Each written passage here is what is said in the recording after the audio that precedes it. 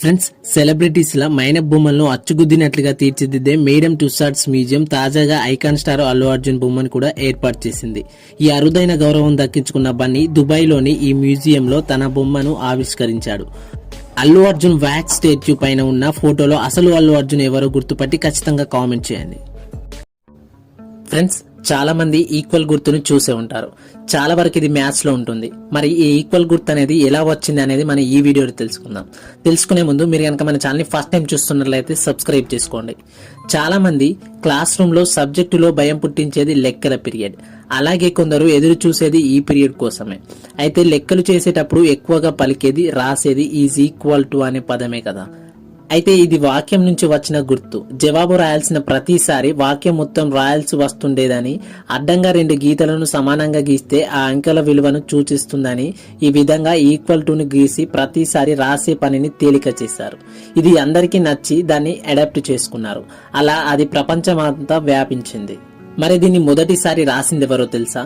ప్రముఖ గణిత శాస్త్రజ్ఞుడు Robert Recode 1557లో ఇలా 2 గీతల్ని గీయడం మొదలు పెట్టాడు. అలా ఇది గణితంలో ఎక్కువగా ఉపయోగించే గుర్తుగా మారిపోయింది. ఇండియన్ ప్రీమియర్ లీగ్ చరిత్రలో అత్యధికంగా ఇన్నింగ్స్ స్కోర్ సాధించిన రికార్డును బద్దలు కొట్టింది సన్ రైజర్స్ హైదరాబాద్. బ్యాటర్లు 27 మార్చ్ 2024న ముంబై ఇండియన్స్ పై విధ్వంసం సృష్టించారు. ఒకటే కాన్సంట్రేషన్, మన చేతిలో రాడ్డు వాడి హెడ్, రాడ్డు వాడి హెడ్, రాడ్డు వాడి హెడ్. ఎస్ఆర్హెచ్ హైదరాబాద్ లో 20 ఓవర్లలో 3 వికెట్లు నష్టపోయి 277 స్కోర్ చేసింది. ఆర్సీబీ యొక్క 263 5 వికెట్ల స్కోర్ ను 2013లో జరిగిన మ్యాచ్ ని ఎస్ఆర్హెచ్ బ్రేక్ చేసింది. ఫ్రెండ్స్, మనిషి చాలా కాలం ఆరోగ్యంగా జీవించాలి అంటే పండ్లు తినమని డాక్టర్స్ చెప్తుంటారు.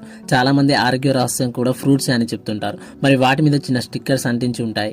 మీరు ఎప్పుడైనా గమనించారా? అవి ఏంటో తెలుసుకునే ముందు మీరు కనుక మన ఛానల్ ని ఫస్ట్ టైం చూస్తున్నట్లయితే సబ్స్క్రైబ్ చేసుకోండి. అలాగే వీడియో సేవ్ చేసుకోండి. యాపిల్, దానిమ్మ, కివి మొదలైన పండ్లు, కూరగాయల మీద అంటించే ఈ స్టిక్కర్లపై నెంబర్లుంటాయి. దాని ఆధారంగా వాటి నాణ్యతను మనం తెలుసుకోవచ్చు. పండుపై 5 అంకెలు ఉండి అవి 9 నెంబర్తో మొదలైతే అవి సేంద్రియంగా పండించినవని గుర్తుంచుకోవాలి. అలాగే 5 అంకెలు ఉండి 8 నెంబర్తో మొదలైతే అవి జన్యు మార్పులతో సాగు చేసినవని గుర్తుంచుకోవాలి. అలాగే 4 అంకెలు ఉండి 4 నెంబర్తో మొదలైతే అవి పూర్తిగా సాంప్రదాయ పద్ధతిలో సాగు చేసినవని తెలుసుకోవచ్చు. పండ్ల మీద స్టిక్కర్స్ ఉండి వాటి మీద నెంబర్ లేకపోతే వాటి నాణ్యతను పరీక్షించలేదని అర్థం చేసుకోవాలి. ఈసారి పండ్లు కొనే ముందు మీరు దీన్ని దృష్టిలో పెట్టుకోండి.